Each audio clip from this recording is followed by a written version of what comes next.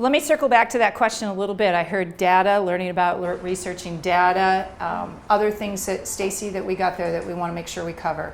Assistance, learn more, identify possible grants, learn to write grants, expand grant opportunities. Okay, great. Anything else you guys want to add to that list? Make sure that we kind of cover exactly what it is you want out of this. Cool. First of all, there's a lot of expertise in the room, and so I'm going to have a few disclosures right up front. Like, you only get my worldview because that's all I know. And I've gone to a couple of grant writing workshops and some work through the University of Minnesota and the Initiative Foundation many, many years ago. Found that useful. And every presentation I've been to or webinar I've been able to find, there are different nuggets that I pull out. If you get one nugget here, great. But I encourage, obviously, all those other experiences, including your own, in grant writing to be able to draw on those. And so I've learned what I have through grant writing by 13 years of writing grants. I know that we've secured millions and millions and millions and millions of dollars, not just for local foods, but renewable energy, for broadband, for transportation, for a lot of various types. So we've been fortunate at Region 5 Development Commission to apply to many federal agencies, HUD, DOT, EPA, USDA, all those acronyms, the world of federal acronyms, and most all of the state agencies that have them as well, except the Office of Tourism, which I have not had developed a relationship with. So there's a plethora of that. The foundation world is a world that we have also been steeped in for the last decade and secured a lot of funding through those partnerships and through their investments. And so we're going to talk today a little bit about, yes, the federal, so hopefully that covers, and the state, which might get to some of Heidi's needs to be able to go to that next scale, and the foundations as well. And so, but I've made a lot of mistakes too across the years. So you get to learn from those mess ups as well, and hopefully from each other, because we will be gathering in groups of 2 to 3 to kind of play with each other and practice a little bit. We're going to start by talking about some pre-grant grant writing sort of exercises that I do. Thanks, Stacy. Grab some on that back table. What Stacy's given you guys now is a copy of a white paper. That's how I start my ideas and projects and putting them into a white paper. I have a need to have multi-partner relationships in our grants, and so we definitely have a lot of multi-partner relationships when we start these white papers. And the very first question I always ask myself when I have a project or a program that I'm thinking about, whether that's a physical a working capital that I need for a program that I'm delivering, or whether it's capital improvement dollars to construct something, right? Doesn't matter. So when we talk about grants, we're talking about all that, working capital and capital improvement kinds of projects. For you guys, food access points, a lot of times that's infrastructure in terms of freezers or refrigeration and or, right, the equipment that you need, or shelving and or more. Sometimes it's by way of a program, like you want to deliver a farmer's market outside, aside your store. So projects or programs, that's what we're going to be talking about. The first thing I do is ask myself who else might care about that project or program. Okay. So on the back of these white papers, if there's space, or anywhere you want, as you're thinking about a project or program, because we're going to work through a scenario of a project or a program, start to think about who might care about your project or program. We brainstorm, we sit down before I ever put pen to paper. When I send that question out in an email of who else might care about this, then I call a meeting together of folks, even if it's a conference call, just to brainstorm about that project or program. It's not fully baked until people are chiming in about the need and how it could be shifted, the project or program at all. So that's important for me anyway when I need to start that initiative. The other question I always ask myself is, who's best suited then to deliver this project or program? Maybe it isn't, and you get this PowerPoint in full, so all of this language that I'm going to share with you, you don't have to write it down verbatim. You'll get everything in the notes as well, not just these funky little visual slides.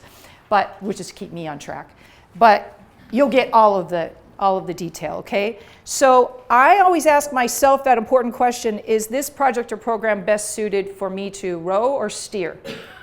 Do we need to be just being a supporting partner to somebody else to get the initiative done, or do we need to lead it? If in the case of food access points, if you're trying to serve a population, a specific population, and you have a project or program, like maybe non-English speaking people that would visit your stores, and you want multilingual signage in your stores, or you're trying to deliver something in an artist to students, then I ask myself, is what this idea best suited for us, or is it best suited for somebody else to deliver it? Maybe multilingual or a university or somebody else to lead it. So that's a really important question that I always use to check myself on whether or not we're in the right role, right? And I also start to think about who might be the best suited applicant if I have ideas of funders. So there's some things that I'm brainstorming in that initial meeting with partners. We're sort of defining roles, we're figuring out who could do what, who brings stuff to the table. All of those things are really important in those initial conversations. I never come to a conversation with my partners with a preconceived notion of exactly how this pie is going to be. Like, I don't know what's inside that pie, and I'm not even sure if there's going to be a crust on the top. I just know I'm thinking about a pie. And let them help create what will be the fully finished product, right? So I start with this white paper. I also start on a spreadsheet, but the white paper that you have is an outline that will also be emailed to everyone and posted on our website as part of this workshop. The white paper really gets me to start to put in narrative form what I'm thinking about after I've had that conversation with partners, because I can start to really define it out. I never ever have a white paper that's more than 4 pages. We really need to keep it simple, and we're going to walk through the phases of this white paper together today and let you guys sort of fill out these sections. But you can see there's issue and need, right, that we talk about. First, we always talk about the overall goal of the project. And then we start to talk about the project delivery. I'm sorry, page 2, issue and need, which is where we really get into why is this important, who is it going to serve, right? So the issue and need is the second thing. The third thing that you see on this outline is the project delivery. This is the approach. These are the strategies that we're going to use to achieve what we want to do. And then the timeline and budget. Never, ever, ever more than 4 pages, because this is a document I use with funding partners to talk about the project or program that I'm trying to deliver. Gives them a little bit of information, but they're not going to read more than 4 pages. They're not going to read, no one. And I've been a grant reviewer for several USDA programs, I think 3 or 4, and 1 foundation grant reviewer, and the State Department of Agriculture as well. I've been a grant reviewer. And sat on those teams. People aren't going to read more than at brevity, at least to be able to tell you whether or not your project aligns with what the funding sources are. So that white paper, that's really, really important, and we're going to sort of go through some of that. But those are the 4 areas that I usually touch on, those A, B, C, D, E's. So that's the outline. It's basically, guys, the who, what, where, when, and how, right? It's the quick and dirty version. It's your elevator speech about your project or program. So that's where I start. The next slide, Stace, is talks a little bit about research, value propositions, and making connections. And this is where we're going to, after I visit a little bit more with you, we're going to stop and do a quick little fun exercise. Arlene Jones, who's the executive director of Sprout, and I have done these presentations around this next part in probably 6 different states. So it's a really fun exercise for you guys to start to think about your projects and what you're trying to do. One of the things you guys wanted to get out of this was talking about research opportunities, and that is where we start, is research.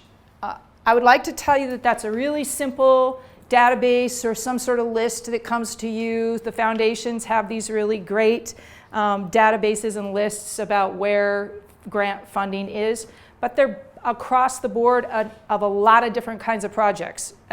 Like I started this visit with you guys about. Those databases are around every single feasible kinds of project, from brownfield redevelopment to transportation, all the modes of transportation, our whole world, right? Childcare, everything. It's veterans, minority populations. They're broad and they're difficult to navigate. And so one of the things that I start to do is get on listservs of organizations that might have the kinds of funding that I want. If I'm a food access point, I'm going to get on a listserv. Do you all know what a listserv is? You ask them to get on their email list and be recipient or receive their email updates about grants. And so, for instance, USDA has a listserv through a couple of different venues where I get these newsletters that say, hey, this grant's coming up, and this one's coming up in 3 months, and this one's coming up, and it really does help me sort of think, oh, I know who is looking for funding like that, and I forward that on to partners in the region, or I use it, right, and I apply to those programs. And so listservs are a lot easier than trying to navigate, in my opinion, the databases of all the grants that are available out there in the world. If I'm an artist working on a project like Heidi, then of course I'm going to go to not only the regional arts councils, but the state arts organization, and then I'm going to ask to be on listservs or start looking at websites from people who fund that kind of work, like the McKnight Foundations, like others, right, that she already knows about. And then I start to get listservs from the unusual ones because I'm never sure. And foundations and state agencies are much quicker to sort of shift their priorities and what they're funding. And so it's kind of important to look at the typical suspects, but it's also important to start to ask for newsletters or get on those newsletter lists. I know that inundates your inbox, but for me, it's easier than navigating huge database systems. I've never hired anyone to do research to find us grant opportunities, but I have hired student interns to do some research, and that's been useful as well. So if the listserv approach and getting the newsletters isn't working for you, and you really have something you need to be funded, your refrigeration is going to go out, it's breaking down, and you have to have that to run your business, then I would definitely think about having a student do some research to help you find those funding opportunities. And a lot of times, you know what, funders know other funders. So even when I was sometimes pretty desperate, I would call a funder and say, I know you don't do this, but do you know who might?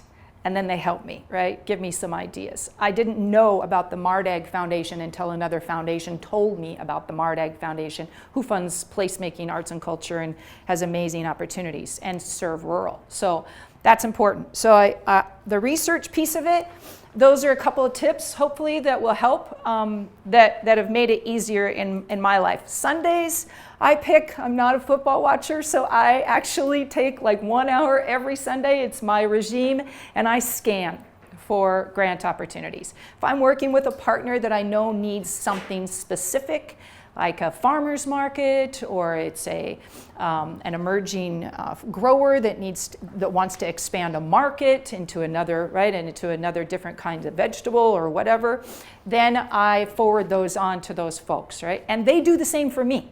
That's exactly how that reciprocity works with our colleagues and friends, is that when they see something, they're like, hey, did you know about that? So I slide all those emails into a folder all week long when they come in, and then on Sunday I take 1 hour. And you don't have to do this, but that's just my way of being able to say, I'm going to try to filter through some of these opportunities. The foundations that and the funders that we've worked with that have been good, so if you want some specifics and you want to get granular on this, and this is in this PowerPoint as well, foundations, when I've asked that question, who else cares about this work, particularly when I was working in local foods or focused on local foods or creative arts and culture aligned with local foods, so the stuff that we've done at Sprout here, a lot of those foundations that we've worked with have funded a piece of it, but maybe not the whole entire goal of the project, right? We'll talk about that in a second. But the foundations specifically that we've worked with that have helped us address needs for low-income residents, to gain access to healthy, locally grown foods, and to assist low-income farmers that we are sourcing our food from. Have been folks like Otto Bremer. Of course, the Minnesota Initiative Foundations do that all over the state. Smaller grants, yes, from the Minnesota Initiative Foundations, but very important. Sometimes all you need is a $5,000 grant versus a $50,000 to $100,000 to $200,000 grant. So there you have different partners at different levels. We've been successful in working with the McKnight Foundation. I mentioned MarDag. Art Place America was a really great one that we got to work on with Sprout, Northwest Area Foundation and Blandon.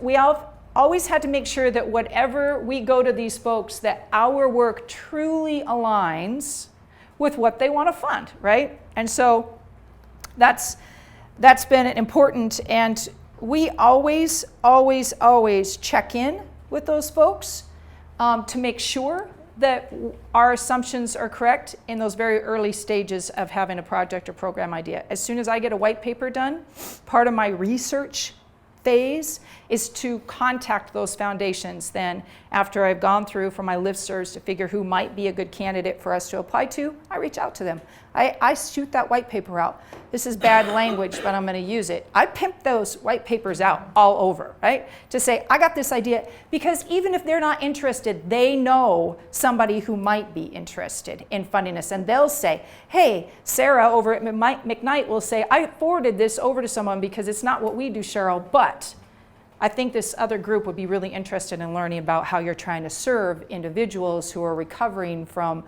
the opioid epidemic or having mental health issues and how that relates to food, right? They know in their own circle of partners who might be interested. So we've also had some really fun and interesting, so as I continue down this train of thought of specific funders, interesting partners that have made investments that might not otherwise, had I not done what I just shared with you about pimping the white paper. Hospitals, hospital foundations. What do hospitals care about? Does access to local foods and healthy foods impact people's well-being? Right? So they weren't the first on the list of potentials until we asked that very question, who else cares about this? And I got on the phone with other partners and they said, oh, you know who cares about this?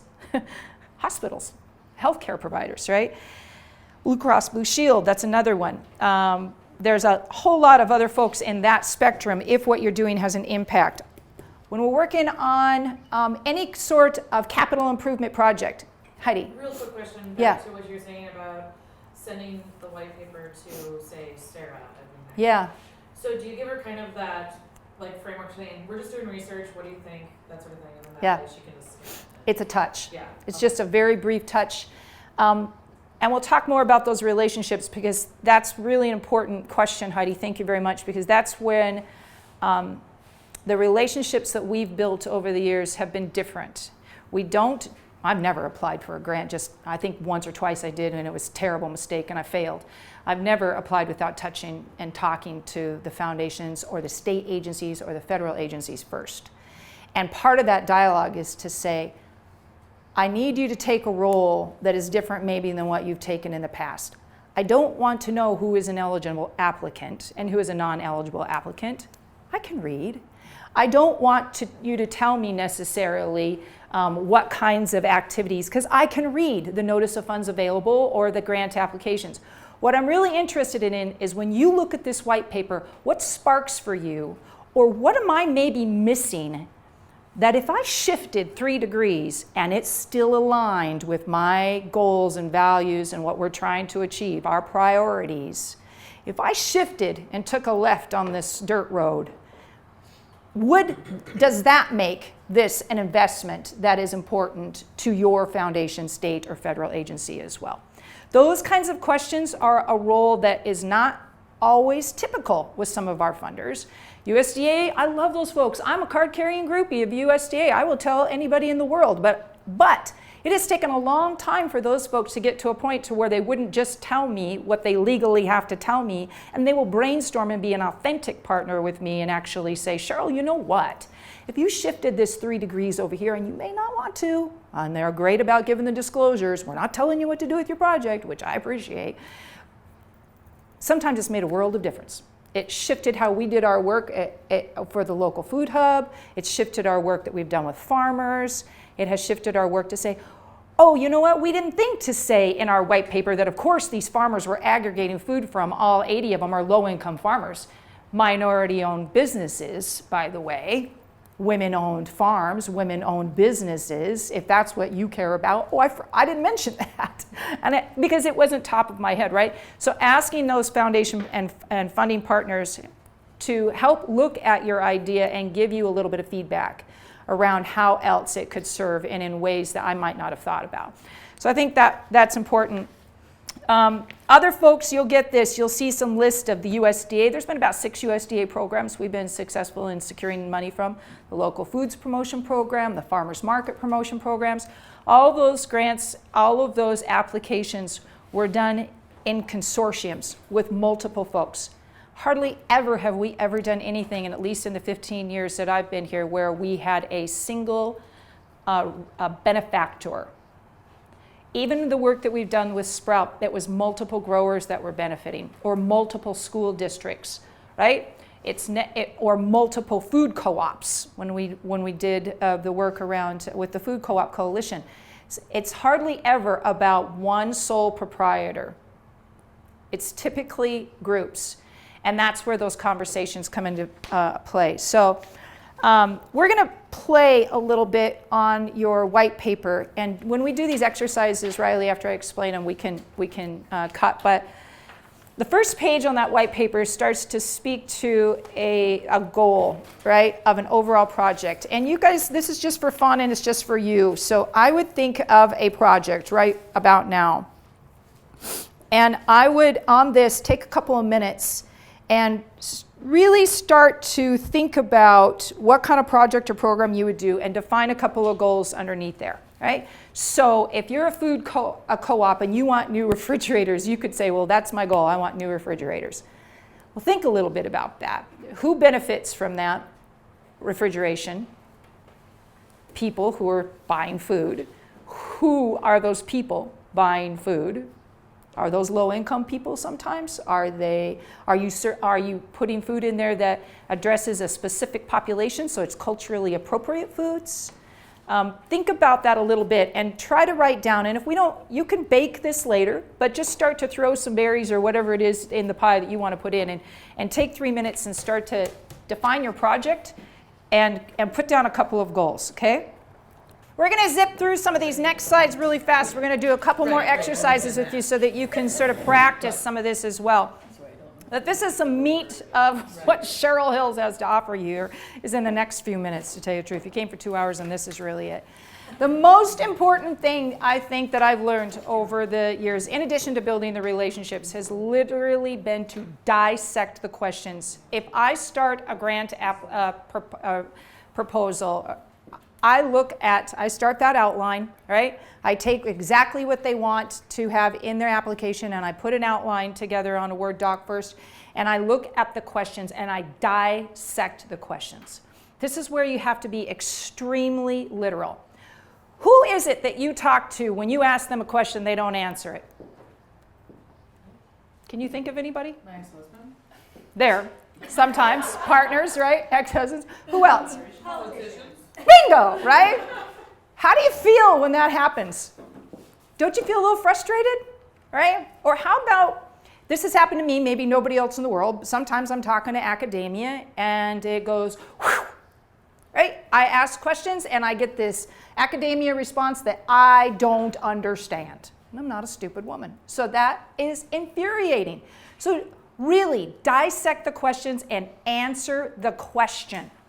Don't pontificate. Don't be a narcissist. Tell exactly what they're asking for in that question. Sometimes funders will have 3 and 4 parts in one question. Dissect it down. It's safe to assume that they don't know anything about your project. So, make sure that that you always have the acronym spelled out the first time you use it, but then use the acronyms after that. Brevity. Brevity is important. That is it's really, really important when we're talking about this stuff, because I've read and been a reviewer on these proposals, and sometimes people are going on and on and on, and they never really answer the questions, and I feel like I'm talking to politicians. And it's very frustrating, because I really want to make sure that their application is fairly reviewed. And if they're not answering my questions, because what they cared about is more what was happening on that farm versus telling me exactly what they're going to do with the money, that's a problem. Right? So, spell out acronyms. Only use abbreviations for words that are globally known. EACH, EA, FOOT, FT, right?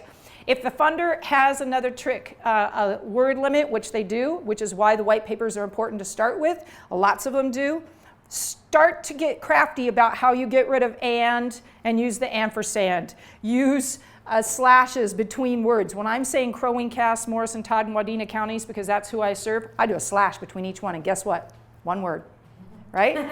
Right? So make sure that if it's a word count, not character count, that you use some little tricks that way. Get rid of unnecessary conjunctions, and, but, and, or. If there's something after an and, make sure what's after that and is really important. If you got it in the first part of the sentence, skip the rest. Remove any other unnecessary adjectives. Keep it compelling. You want it to be passionate, but definitely get rid of all the unnecessary. It was so wonderful. How many so's do you need? Right? So, data. Data is important. I think it's really important to share this with you. Don't data dump. Always give context to the data that you're sharing. So you shared that there are X amount of people in poverty in your county, and you're trying to serve low-income people. Of that population of how many people were in poverty, how many do you really think the context is that are going to come to Ideal Green Market? Right? Give data that is relevant to your project, not data on the whole county if you're serving a couple of census tracts around your area, if it's part of a county. So I think I would never leave it up to the reviewer to make the data connection between your project. What seems like common sense to you, like, oh, I'm giving this data because, give one sentence of context to that data. That's really important. That's qualitative information. That qualitative information is important as we get to addressing two really important things in any funder. No matter where they are, they want to know these things. What's the need that you're serving, and what is the capacity of your organization or your group to actually deliver that? They want to know that their investment is going to go to work to good outcomes, right? That we're going to have good deliverables. So when I talked previously about that data under need, I utilize surveys and stories to do qualitative. Yes, I'll have a quote from a farmer if I'm trying to increase a farmer's income, right? So qualitative storytelling and the data to address the need. Always share data that aligns with what the funder cares about.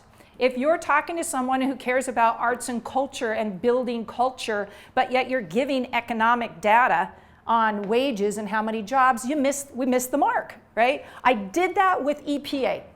I applied for a brownfield grant the first time around. I gave them all of what I thought they wanted in terms of economic data and data that my brownfield redevelopment mitigation would mitigate, right? Or why our approach was going to help the environment. So I gave them environmental and economic data. They came back to me and said, you did not make us cry. You didn't tell us how this was going to help people's lives. That's storytelling. I gave them the wrong data. I gave them the wrong information. So the next time around, we shifted it, right?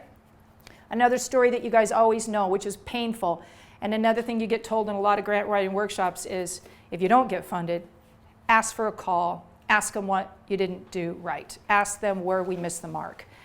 And sometimes it's painful, particularly when lots of money is involved, but it is important for us to grow. And capacity, I will say the state your capacity not only to do the work. I cannot emphasize that more. Yes, if you're an artist and you're saying, I'm going to do this, say that I've done this before, or I have the ability, I have the training, or that you're going to do this work, right? And that you have the ability to fiscally administer their money. or don't take their money, get somebody else to fiscally administer it for you. So, I mean, that's really around capacity are those two things. You can do the work and you can manage the money. So those are really, really important. And there are lots of organizations. On your worksheet, there is the next question, section A. That's where you start to fill in the issues and the need. Your project description, you're going to talk about what is the need. This is where the data goes, right? This is the issue. This is what's important. And this is, or the need. This is how we're going to do this. You put in testimonials we talked about. You talk about who's going to benefit, who is truly the benefactor at the end of the day. And think about that, because it's typically not you. It's typically somebody else. The learner, the recipient of the food, the economy. All of those other things are usually what's important. This is where it's really important to utilize the data, the qualitative, the quantitative. We talked about storytelling without being a narcissist. It's important to be passionate about our work.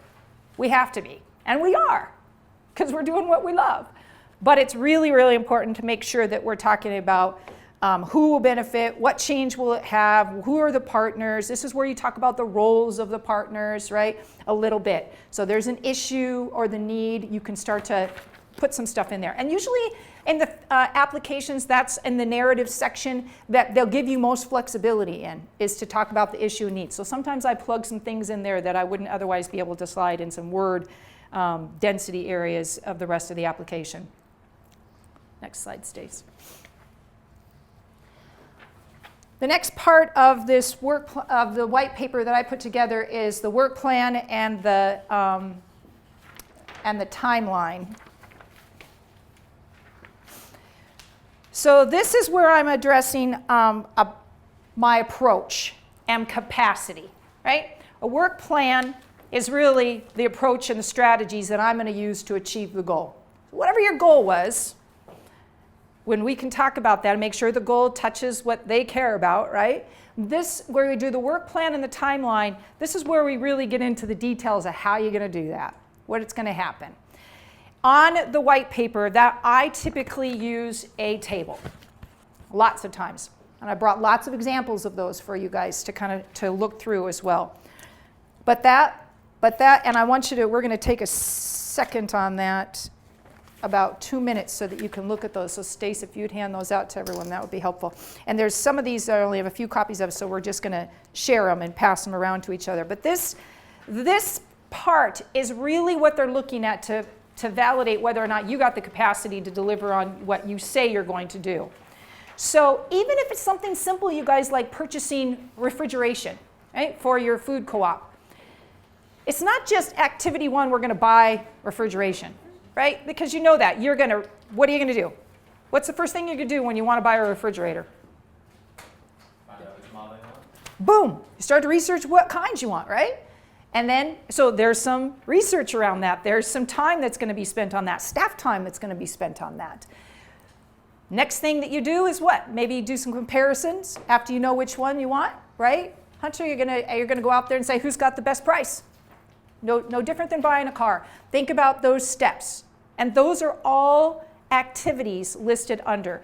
Lots of times on this worksheet that I gave you, I'll number my goals if I got more than one goal on the front page, goal 1, goal 2, and then I will put G1 and then the action, so they know which goal I'm aligning to, and then I will put the activity for that goal. Maybe the next goal of that is to make sure that that refrigerator is packed with foods that are relevant to my community's emerging populations. Yeah. If that's a goal, then I have to make sure my activities are listed under there that say, hey, I've talked to people that are emerging populations in my community and I found out the kind of foods that they want in that refrigerator. And that's activities, that's work, anything you're spending your time on. So I think this piece is pretty important. I always have a timeline. You'll see on this worksheet how some of those blocks are merged together, because sometimes a couple of activities are going to be done in the same timeline, in the same time frame. I'm pretty broad with my time frame. I don't narrow it down to, 4 14 days, I'll usually say that within the first 3 months of the grant period, whenever I'm awarded, that's when my month 1 starts. And I'm going to do it in that period, right? I'm going to do this next activity in the next 2 months of the grant period, it's an easy way to do it. Who's going to lead? Who's the lead party? Who's going to lead that activity? Sometimes it's not you. Sometimes it's another partner. Or if it's just your staff, who in the co-op is going to do the research part versus do the purchasing part, doing the installation part. What measure of success? What will be your measure of success? Which will also tie to your evaluation plan that's also on the white paper. But truly, what is your success measure? That you purchased, that you came up with at least 3 or 4 different types of refrigeration, that you got 3 bids, right? How will you measure success of that activity is the next column. The resources that you need, and I always align those with the budget. When you do the budget later and you say, this is what I want to spend my money on my work plan, I almost always align how that fits to the budget, right? Show me where my money is going to be spent as a funder on that activity. And I'll show you some examples here in a second. And then the alignment column I use to really show alignment to the foundation or the state or federal agency's goals, or what they're trying to achieve. And sometimes I'll just list those as 3 little goals, and then I'll say it's goal 2 of McKnight Foundation, or goal 3, and usually those 3 or 4 goals are listed somewhere in that narrative, okay? So that's important. What you have in front of you are 3 different examples. We'll post these on our website for those that are watching this webinar so you can see what I'm talking about. But there are a couple. This is a really simplistic work plan and a timeline. It tells you a timeline, the individuals working on it, and the proposed activities. There's a little more detail in the narrative about those proposed activities as you go through, and then it gives bios of the individuals of who will be leading that. So when they saw, hey, Cheryl and Stacy and Sandy, they're going to be leading this activity, well, then they got a bio in here about that person to know that they actually have the capacity to do that work, that we just didn't, give it to anyone. So that's a brief one. This one's a little more that I submitted to USDA in 2014 for, no, it was the Minnesota Department of Agriculture. I'm sorry, timeline. This was a Sprout Marketplace timeline that we used in work plan. And that's exactly what we did. The activity, the objective, you can see these are things they asked for. When they ask for certain things in their questions, and if I can slide that into a work plan and put it in a table, I do. And sometimes I'll say, see work plan or timeline, right? To send them to this document. And then you can see what were our measures of success, what was our timeline, what were the resources I needed, and who was the responsible party. Please don't ever forget in these work plans that you do evaluation. Plan, do, learn, adjust. That's what we do. We plan, do, learn, adjust. And we need evaluation, even if it's self-evaluation time in your work plan in order to learn and adjust. So always put in some sort of evaluation as part of that. Thank you, Stacy. Can you talk a little bit about the budget alignment? Yeah, so budget alignment, when I put together a budget, you'll see on this example, budget alignment is, for instance, if this activity is staff time, that's actually doing that staff time, I'll say the budget alignment aligns with personnel line item. Or this one's going to align with evaluation line item, right? So I'm just telling them where they can look on the budget to see where that activity is being funded from. The last example you have, and I need to move quickly, is a very complex work plan timeline. Let me see where that one is. This one here. This one was submitted to USDA as part of a value-added producer grant application. But as you skim through this, you will see that it outlines all of the goals in a narrative form, right? And then it goes on to actually lay it out in more of a table that aligns it to the budget, because that's what they wanted, was something very specific like that. This is a workbook that they give you, which is great, as part of that you fill in. So I knew I had to do that. And then I had to take every single goal, every single task, and have a mini budget for that task. How much of the personnel dollars were going to be allocated to that task? And there are 9 tasks or 8 tasks. So it can get complex. This was probably one of my more complex ones. Thank you, USDA.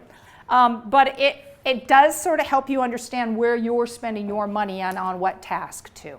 It also helps you allocate staff hours if you have multiple people working on a project. So that one is one that you can use to look at as well and think about your work plan and your timeline. Evaluation plans, and then I'm going to stop and let you guys kind of take 3 or 4 minutes to work on a little bit more on that worksheet individually. The evaluation plans, there is a whole presentation on, and we've done a workshop on how to do evaluation, utilizing a framework that we use quite a bit in our region called the WealthWorks model, where you're looking at different assets that you're building through your project or program, right? So, as I said earlier, just because you're just having a refrigerator and you're delivering food, you're building a lot of assets in your, not only your business, but your community at the same time. That refrigeration is a built asset. That refrigeration is an asset that actually has an impact on the natural resources if you're buying from local growers, right? That refrigeration has an individual and intellectual assets if you've got any kind of signage or any kind of food nutrition that is associated with any of the food that's in there. You see how the project shifted just a little bit? Now I've got a refrigerator, but I also have good nutrition education about some of the foods that are in there. That is an asset if I have multilingual signage that tells you what's in that refrigerator, and now that's building social and cultural assets. Right? So when you start to think about an evaluation plan, it's not just pounds of food or the number of refrigerators. It is these forms of wealth, and we'll come back to that whole presentation later, another workshop, to kind of dig into what else you're building. You might not be building political assets, so there might not be a measure of success in your evaluation model that says we're building, political assets and we're going to change one policy. Unless you have a systems change within your organization, because now you do multilingual signage, and that is a political asset then. It's a systems change within your own policies. It's not policies in terms of just federal and state government and local ordinances. It's your policies as an organization too. So that we can talk about those later, but this is how I create an evaluation plan, is thinking about what's going to happen as a result of that project and program. Am I building any stock, any wealth in any of those 8 forms of wealth? And that's how you put together then a matrix that says, I am going to have X amount of pounds in there. Yes, because that's what USDA wants to hear. But I'm also going to have one systems change within my organization. I'm going to say I'm going to have X amount of intellectual capacity, because I'm going to guess how many buyers are going to purchase out of that refrigerator, right? So I'm going to start to put some numbers, pound sign, by whatever it is I'm going to, whatever I think an asset is that I'm going to build. Evaluation is its own animal, and we can spend a lot of time on that, but it is important for you to start to think about what are you truly going to impact, because it's very, very seldom that it's just about one refrigerator or one student that is gaining skills, or one person because they're trained by. When Heidi goes out and does conversations in community and uses arts and culture to have those dialogues, that's a whole lot of individual and intellectual capital she's building, and political change potentially, and social change that she's creating. There's so many things there. So every project or program, you should be able to at least have 2 to 3 forms of measures. Sometimes the grantors will tell you, this is what I want you to measure.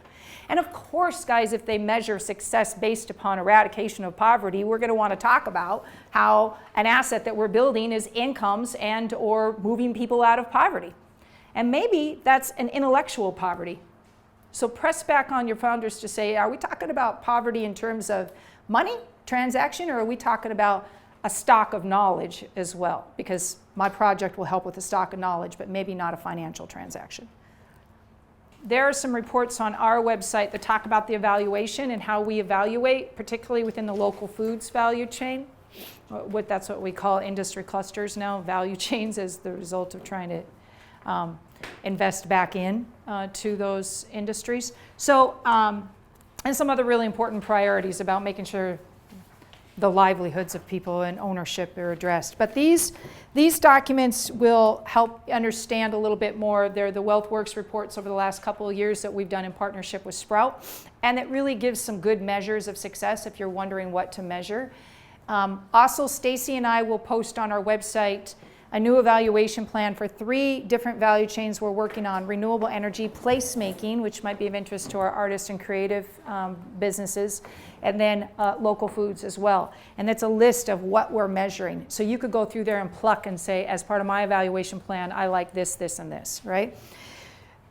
So we need a couple of things to go through really quickly. Was that exercise, by the way, helpful as you start to think about your projects and programs? The work plan? Okay. We'll talk more about that. The matching requirements, when you get to the budget section of your work plan. If a funder asks for a match, this is how we think of match, okay? There's some clear definitions that will be on this slide in the notes that are important. Cash. When they say you want a cash match, that is when any cash transfers hands.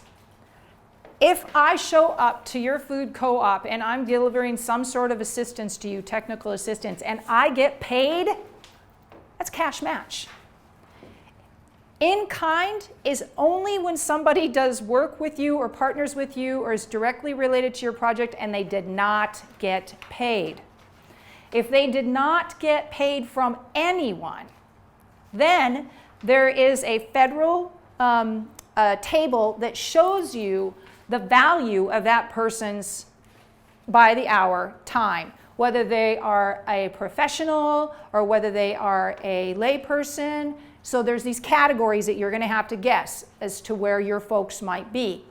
Do I love that? No, because now I'm automatically classifying people in groups that I'm not sure I should be. But it does give you an in-kind. You're going to have X amount of people show up to a workshop and nobody got paid for it. There's a value to your time, by the way.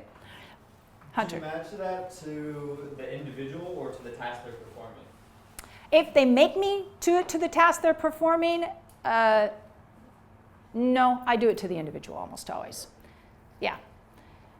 Good question. But when I think about cash match, I have to tell you, I mean, and other folks that have done grants more than I will have a different approach on this, okay?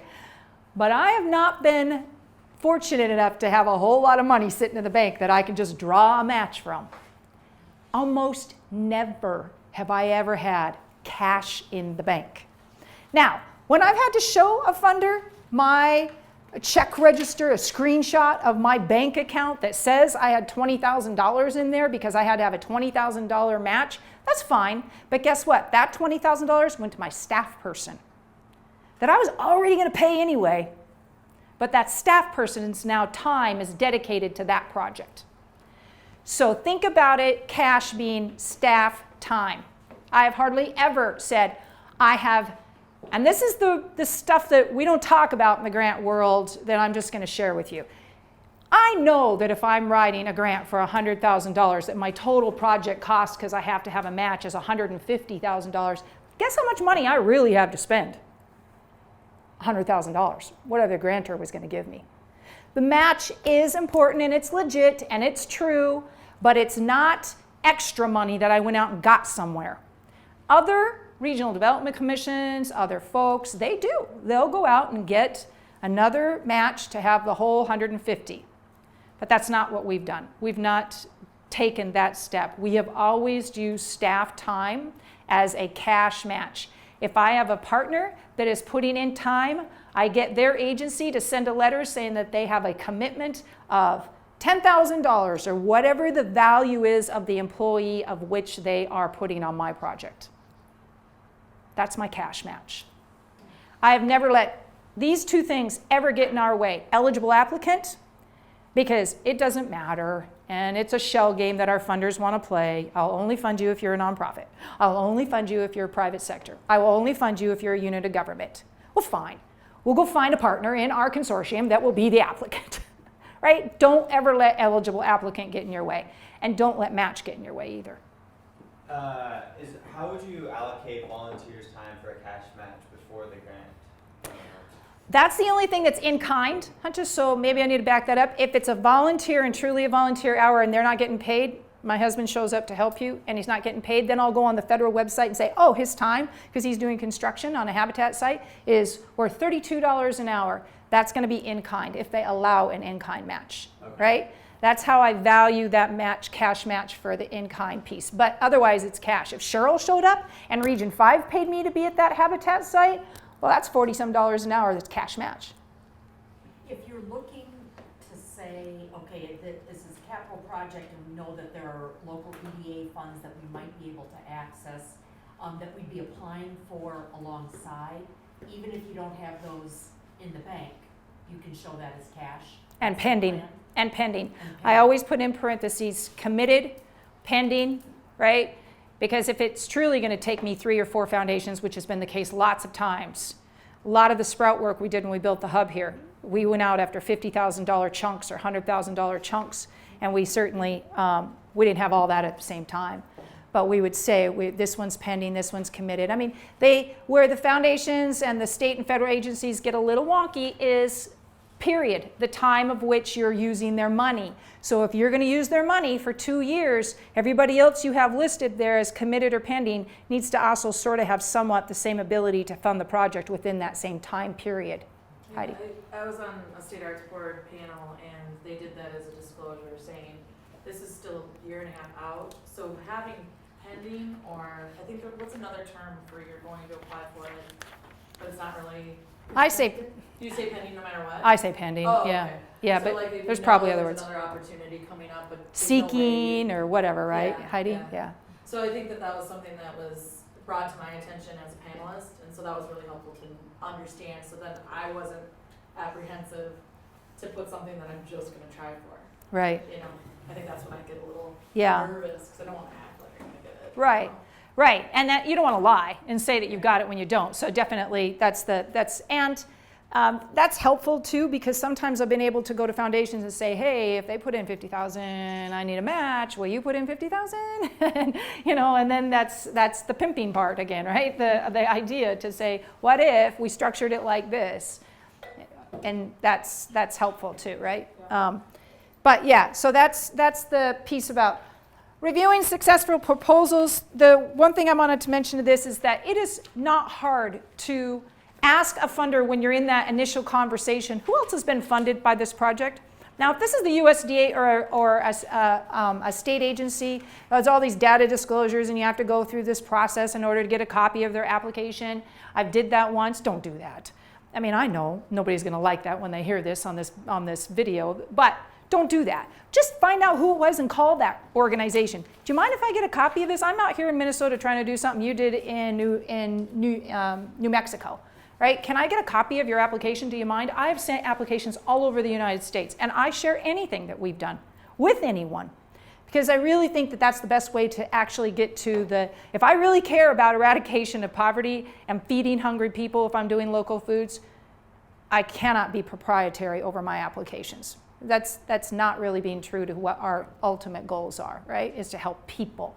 So ask for other applications from I never plagiarize their words and their narrative. I never cut and paste it. I just see how they approach the issue. I look at their work plan. How did they do that? How did they align this with the budget, or did they? They say they want this in the application, but did they really care? Because I funded these guys. Right? So I'm constantly trying to look at other applications that have been funded and other approaches. Like maybe I didn't think about having multilingual signage by that freezer case. That's the stuff that really helps me broaden the impact of the program. And their evaluation plans. What do they do for evaluation? That's taught me a lot. Volunteer to be a reviewer. If you guys want to really learn how to write great grants, be a reviewer. You see them. You see who's doing what, and you know what you like. And then I always ask somebody else to look over. We look over a lot of grants at Region 5, and other economic development organizations offer those services as well. So ask other folks to look it over. And I ask them to do one thing: make sure I answered the questions. And they don't have to know anything about your project or program, right? If they don't get out of your narrative what is being asked by the funder, then you need to start tweaking it, right? So I always ask for a reviewer. Sometimes on that phone call, when I'm initially asking partners, what role might you have? If they say, oh, Cheryl, I'm not really interested in this, and it's not our thing, and go ahead, good luck with that, baby. I ask them, would you review this for me? Would you take a look at it and make sure that I'm not really just blowing smoke up someone's dress? Tell me what's not right. Please be critical. I'm not married to these words, right? So that's important to have somebody else kind of review it. Thoughts on that? This one. Actually, I was gonna say, one thing that I've done, and I don't know how big your organizations are, but I have a close cohort of friends that are super wicked smart. And so what we do is I'm finishing something up a few days before the deadline, admittedly, and I'll just say, can you look through this? And I'll give them a very specific assignment so that they're not totally wasting their time, but I'll give them a list of questions. Did I answer these? Or was I clear? Or did I? It's perfect, Heidi. So yeah, I learned that from different communities. Yeah. Where like the Hmong community in St. Paul, for instance, I sat in on a couple of their grant writing sessions. Was like, really, you've been helping each other this whole time? They're like, yeah, and they're just like, we need wow. each other. And they celebrate this person's success so that this person can be next. And they're really That's cool. strategic. And I think that we as rural-based organizations should do the same thing for each other so that we can all celebrate each other. That's super important, and that's another reason to do those initial calls, to see who else is interested in that kind of a project and to see if you're competing against your neighbor. I mean, that's important to know. Sometimes you have to, but other times it's really important to know. And the actual program officers and the state agencies and the federal agencies, sometimes they will review the applications before. Sometimes they can't, but sometimes they will and say, they won't tell you what to fix or how to run your project. What they'll say is, this area here you might need to work on a little bit, right? So ask the funder as well. You're building a relationship with these people. One more touch, even if they tell you, no, I can't do that, is not a bad thing. So I think that's important. This slide and this advice of the top tips was really, I mean, it's common sense. But the way to get more grants is to be a high-performing grantee and use the dollars exactly the way you said you would. Now, that said, most of the time, if you put together a budget, 15% of the total, if your budget is $100,000 total, 15% of that typically can be moved with the grantor's permission to another approved line item. You can move it from personnel down to equipment or equipment to personnel within 15% of the total. That's a standard rule, but it's not all the time. Those are things to ask your funding partner if that's eligible. Or if you get into a pinch and you're going to have to move some money, contact the funder first and see if that is appropriate, because the best way to get funded in grants is to do exactly what you said with the money. Can you repeat what you said about the 15%? 15%, if you said, for instance, you have a $100,000 budget, right? And so project budget. So 15% of that is $15,000, right? So you have $15,000. You have all these approved line items in your budget. They said, yep, we like those approved line items. You get this grant. You get this grant for $100,000. You get into the project and you say, oh, criminy, I need a little bit more in equipment than I thought I would. Or because the bid changed from the time of which I submitted the application to the year later when you got funded by my partners and your federal grants. So, yes, so then you were able to say, this changed, so can I take it from personnel to equipment? Or vice versa. I need more time. I didn't realize it was going to take me as much time to do this. This is the first time it's ever been done in our region. I didn't have anybody to ask, can I move $15,000 or $5,000 from working capital, from equipment over to working capital? Typically, that's doable. Almost always. Contact the grant officer. But I always do what I said I would, or I call them. If there's a variance anywhere, I call them. I do not email them. I know my millennial children will hate that I say that. But an email is not good enough. Hear their voice and then ask them to send that to you in an email, right? So that you have time to kind of work through that process with them. Consultant fees, personnel fees, those are all things. Nobody ever wants to pay for grant writing. The reality is it costs money, right? We all get up and want to make money every day. So, where you can, build in some time in administration, project coordination, reporting. Make sure that you have some time to do the reporting in your grant. So I have a line item that always says administration. Whoever's going to fiscally administer it, who's going to answer those, send in those reports.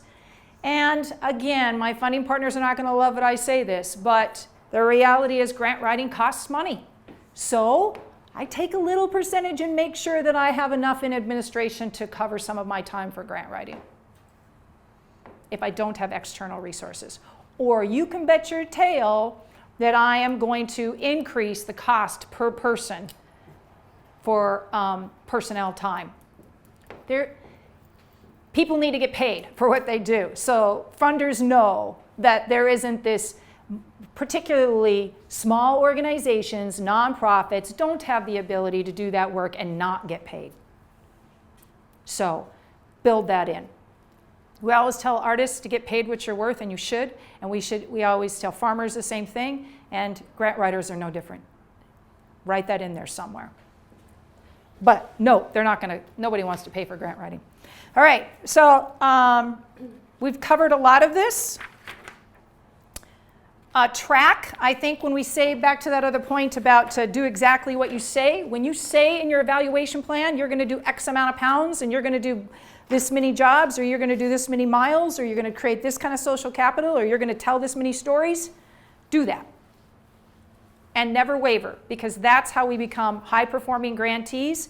And what has happened over the years, you guys, is we have developed some of the most amazing relationships where people have called us and said, we trust that what you are going to do is going to make a difference in people's lives of this region, and therefore, we have $75,000. Send us a proposal.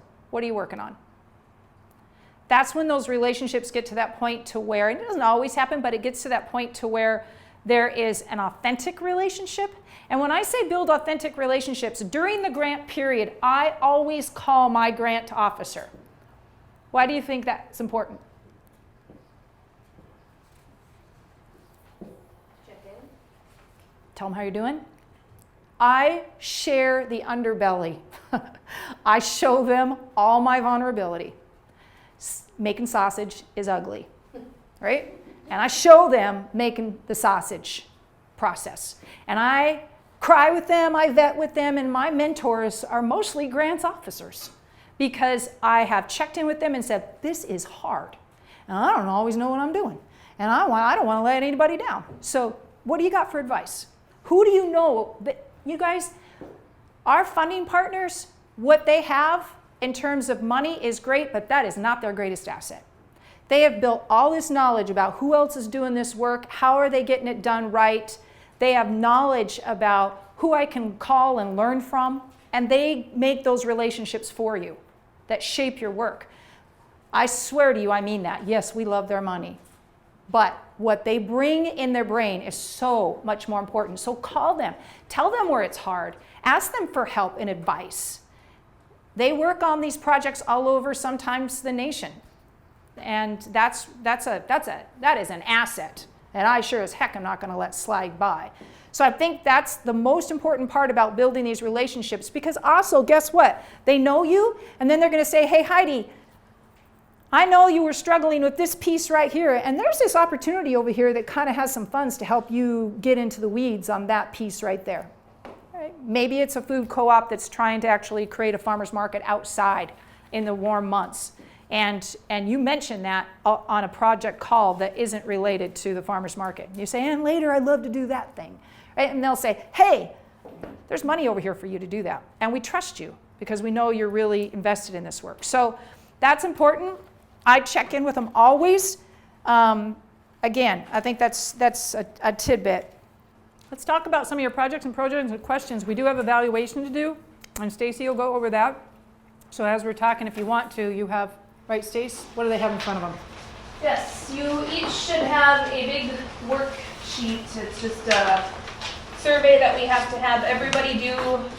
That's part of what we said that we would do as part of this grant application, is we would survey everybody. And with that, we have one that everybody does every time. The co-ops at the midpoint and at the very end, there is another survey that you will have to complete. It's quite a bit more in depth, so just know that that's coming. We have samples of them ahead of time for you to be prepared to look at, but there's nothing that you need to do right now. But this one, for sure, that you all have in front of you, we need everybody to do and leave here, please. So when you're doing your evaluation plans and you say you're going to survey people at a workshop, this is one of the things I have some contention with is I hate just doing these evaluations and then this is train and pray. If you don't come back and actually ask the people at the workshop whether the information made any difference in them, to their lives at all, to their work, then we're training and praying that it actually made a difference. And so we come back to the food co-ops, and there's lots of other folks that come to these workshops that are not part of the coalition of food co-ops in our region that were recipients of the Good Food Access Program funding. But we wanted to open up these workshops to anybody. But what I committed to is going back to the food co-ops and actually asking Sprout as well, asking, did this workshop make a difference to you? So there will be one later, like a year down the road, when we say, here's the workshops. Because if you didn't take away a nugget that you really recall a year later, then chances are maybe not. It wasn't all that much of an impact. So we're trying to truly understand whether or not that making a difference. But these surveys, you're welcome to also call and say, can I get a sample of a survey? Because if you're going to put down as a matrix that you're going to do a survey with your recipients or your benefactors of the work you're doing, we're happy to share what we have. We maybe have 100 of them in SurveyMonkey or more, a lot. Stacy will hand out at the end to just the food co-ops what is going to be expected at the midpoint, which is about what month? January. And then at the very end. And those are questions about your customers, about whether or not you have SNAP and WIC, some of those important questions. And so you can see them. You're not required to answer every single question, but it would be cool if you could help us give that information back to Minnesota Department of Agriculture. Okay, what kind of questions as you're filling out your evaluations, when you think about grant writing, what sort of keeps you up at night, or what is some challenges you're working on? The obvious is time, but other than Susie, to write them? to get with, and because the reality of where we are, we don't have paid staff. It's all volunteers. And so that means finding somebody who can dedicate the time and their life doesn't get disrupted. You know, I picked up my phone because my dad's 94 and I heard a bling, you know, so it's suddenly I could be on this grant and dad doesn't do well, I'm gone. So I think, and that's my reality, but everybody has a similar reality. Right, kids and farms and businesses and projects and due dates and, right? If you're working at the co-op and your freezer does go out and you've got a puddle of water on the floor, you're not working on the grant that day. Right. I think that's why it's really, that's valid, right? Life is life, and we sometimes have to just navigate. But that's why when we get projects, I start those white papers right away, because then I can cut and paste. And I can start to, we've done group write. It's not the easiest thing to do to keep everybody accountable on group write. I'm just saying, that's why I didn't mention it in a top tip. It's hard. But we've done group write. Arlene, you're going to take this section. I'm going to take this section. She always gives me the budget and the work plan and the timeline, and because it really outlines everything we're going to do and the strategies. And then she'll do the narrative piece of it. You know, so there's group write. You can do that. It doesn't always come in one voice. That makes it really important to have somebody review it. Make sure you don't sound like a schizophrenic. Nothing against schizophrenia, but it is you want to make sure there's some sort of common sort of voice. That's where I've started to learn to draw on the creative thinkers, our artists in the community, because they're actually really storytellers. People that do writing that are storytellers, those are the greatest ones to tap into, to say, can you make sure this is in a sane voice, similar voice, same sort of, and they are good at that, right? So I understand, but the white papers help with that. I would tell you that. And sometimes that white paper is all somebody else needs to take it and pick it up and actually start writing for you. So that's a really good point, because I was thinking about it this morning. This morning when I was up and I was thinking about a grant that I'm going to be working on, I a lot of times will do a couple of things. When I'm in the car, I'll record some of my thoughts or an idea, or I used to, but I don't anymore, write while I'm in the car and driving. I don't do that anymore. There are things like that you can do, or I'll call a team member. Don't let me forget, right, Stacy? I said, don't let me forget that. Are you anywhere you can write that stuff down? Please write that stuff down, send it to me. And team members, anywhere, because sometimes those are the times. And when I'm writing, a lot of times I will also do whatever, sometimes I need a really quiet place and life isn't allowing for that. Other times I need to be outside on the deck and write in the sunshine because that makes it faster, whatever it takes to make it faster for me, because it's not the thing I'm looking forward to. I'm looking forward to the project or program, right?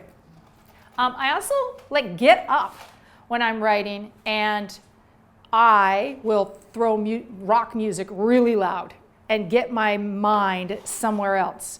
And I'll spin around and I'll dance or I'll shake my head or do whatever I need to do to get my head to start to just relax. Because I start to feel pressure and a whole lot of responsibility that I'm trying to help these people or do these big things. And what if I fail? What if we don't? Get it all out of my head, right? Burn sage, do whatever you got to do to sort of get you in that place that makes it easier and fun. And then it's not such a chore either, right? I've spent a lot of hours on the couch on Saturdays writing, a lot, because my job didn't allow me time to actually write the grants. I had to do that on the weekends. And hopefully those are some tips, Susie. Get some help, make it fun, use the white paper. When you say get on listservs, is that easy enough? So you go to iFound and there's a listserv. You see, I have to shortcut things because I'm slow to do. So if you can tell me where I find them. There are a few. We can share them out. But so there are, USDA has a good one. How do you find the actual, where do I? Yeah, Good Greens is an organization. Sometimes, if you don't know, you call them. There's a regional USDA offices all over the state of Minnesota. Call one of them and say, where are the listservs that I need to be on to because I'm doing local foods, or I'm doing broadband, or I'm doing whatever, right? Creative placemaking and arts and culture kinds of projects. So ask them. Sometimes the foundations will have them. If they don't, call them. Do you guys have a blog or some sort of email notice that you send out about your grants and opportunities? Get all your economic development organizations. Ask them to send out the stuff that they get. We're on national listservs all over the place. And I send those out. But that's a really good point, Susie, and I appreciate that because a takeaway that we can add value to the region, Stacy, is maybe a PDF document on our website of the listservs that we are currently all receiving. They'll be all over the board. There'll be transportation, they'll be right? MnDOT has listservs of stuff that they send out when it's time to apply for safe routes for schools or all kinds of stuff. So we can do that. We can give you links and then you just ask them. Perfect. Thank you. We didn't talk about other databases that exist. The databases, I've mostly used initiative foundations and the Minnesota Initiative Foundations here in Minnesota or other community-based foundations all over the nation. A lot of times they have memberships and they're expensive, right? That they pay to be able to see because they apply also for grants to do their program work if they're a community foundation that delivers programs. So sometimes I will go to them and ask them for to be a benefactor of what they learn, or can they please allow me an access, or would they please look up certain grants? If that isn't the case, if you Google grant listservs, we didn't talk about the fact that I have never ever hired a grant writer. I have charged for grant writing, usually a community. The cost is usually never ever a percentage of the grant either. It's usually based on how many hours I think it's going to take, not to exceed a certain amount. And they only pay me for the hours of which I work on that grant. So typically I've never charged more than $2,500. I know community colleges have paid anywhere between $15,000 and $30,000 for one grant application, whether they're funded or not. So that's a lot of money for me, and I just don't think the groups that we work with have that kind of resources. So I've never paid a grant writer, and the reason is nobody will tell your story better than you. nobody will be able to say, I'm going to do this for you. Only you will be able, and once you put that stuff down that on ink, you will do it. We do what we measure. That's why they want an evaluation plan. That's human nature. We try very hard to do that. So I don't pay grant writers. I'm sure there are a lot of people that are going to hate me for that, to say that. I also have never paid for a listserv, to Susie's point. I've never paid for those wonderful, when you Google them, and there is a membership that you can pay to get access to where all these grants are. Maybe that's because I've never been afraid to pick up a phone and say, hey, can you please send me? Can I get on an email list so I can learn when your grants are available?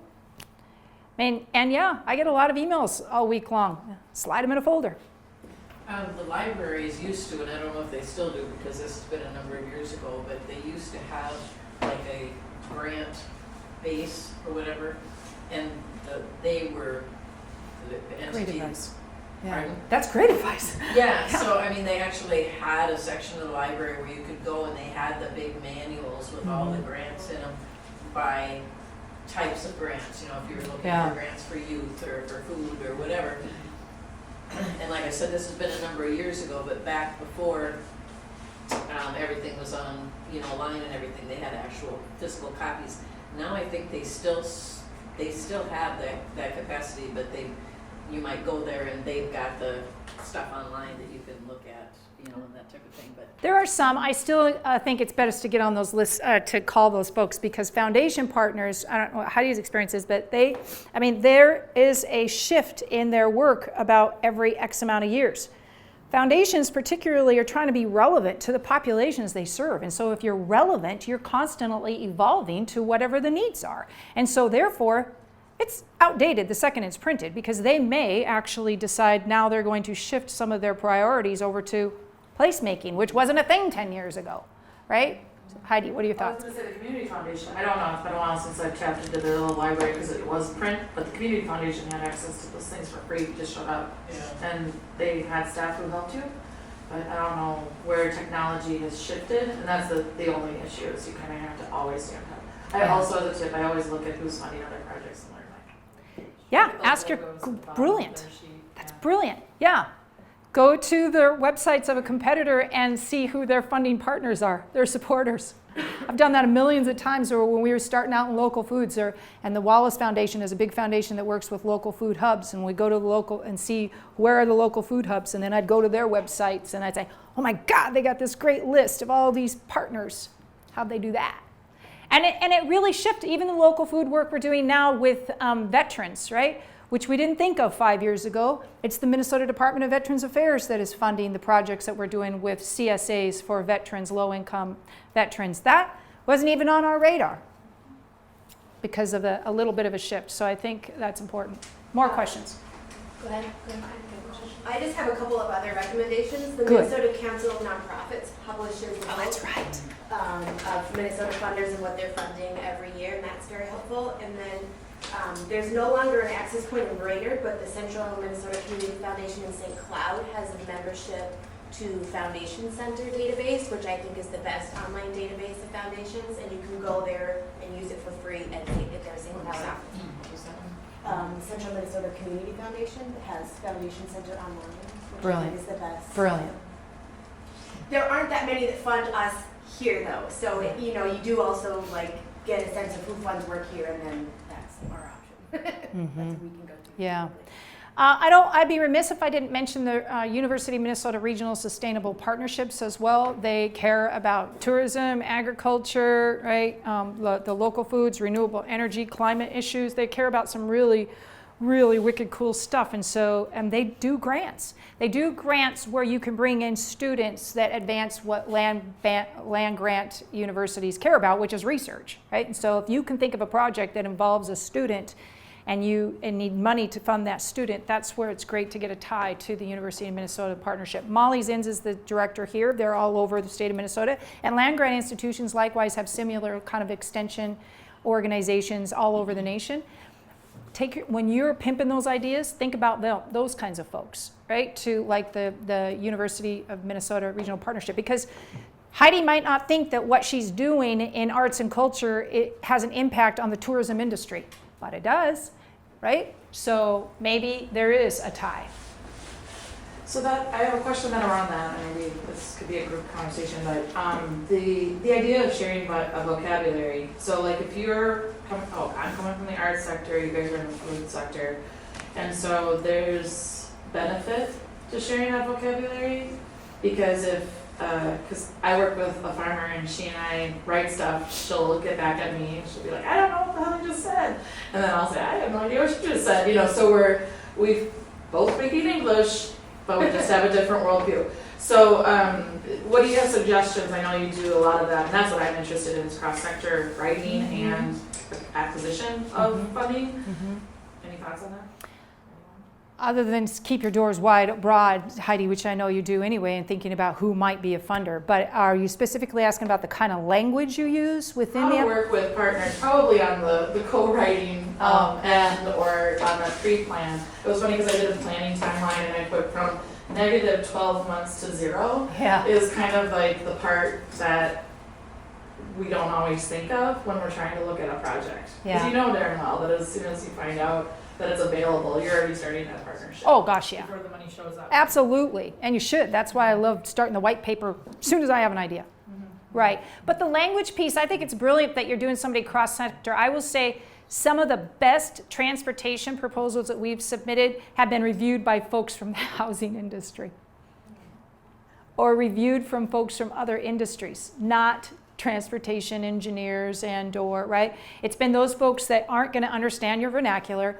And I'm serious, Heidi, I love all the arts and culture stuff we've done, but I have to put myself in a certain place in order to write those applications comparable to an application for a value-added producer grant to USDA, which is very, or EDA, Department of Commerce, which is very non-narrative.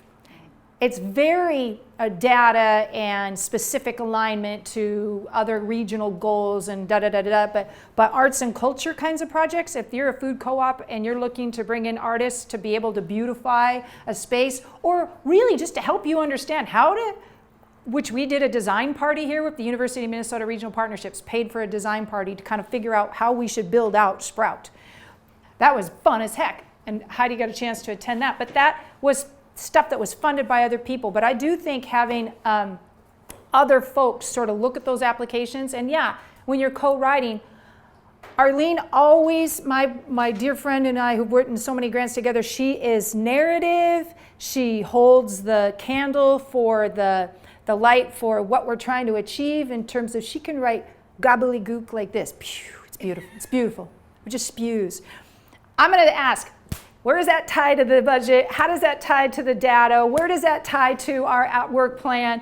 I'm more linear, I'm more, right? So it's great to have that group think, but our language has had to, I'm like, I don't know what you just said in that sentence. I don't know what that means. And she'll say it to me and I'm like, well, that makes sense. Why don't we say it that way? So I'm on the Crow Wing County Extension Committee, and we had to do some writing, and there was 6 of us there. And so we just had kind of a groupthink session where we all were, talking and answering specific questions or whatever. One of us was taking notes, and then another person had agreed that when the notes were all taken, that they would take those notes and write it up. So it was like we got everybody's thoughts, Right. in a group conversation. One person was in charge of documenting and writing things, and yet, kind of bringing together what people were actually saying, and then another person took that and when it actually turned out that it was really good because there was kind of a review process going on as we went, and so the final document I thought was quite good. That's cool. That's a really cool approach. It reminds me the important thing that both of you brought up is that I always have when the buck stops here, who's that going to be with? Who has author control, publishing control? Who is the last person that's going to hit send? They're the person that gets the ultimate say on what stayed in that application and what went, right? Because it is our colleague Dawn will say, What she hates the most is what project right now I'm working on with all the regional development commissions across the state of Minnesota, and we overthink it, and we're going back to it, and we're going back to it, and we're going, particularly those that don't have a specific deadline. It's painful. It's like you have to have a drop dead date, and I love my partners that love to do that stuff last minute, but I can't work that way. It's not in my DNA. So I have a deadline always 1 week before that thing is actually due, if there is a deadline. Always 1 week. And then if we miss that, I'm panicking and snakes come out of my head. It's like, I am not a nice woman then. And because I'm worried, right, that we don't have our crap together. And if we don't have our crap together to write the application, how are we going to deliver the project? So as a team, I mean, it's set those deadlines, have one person have the authority that gets to send it. I think that's also pretty important.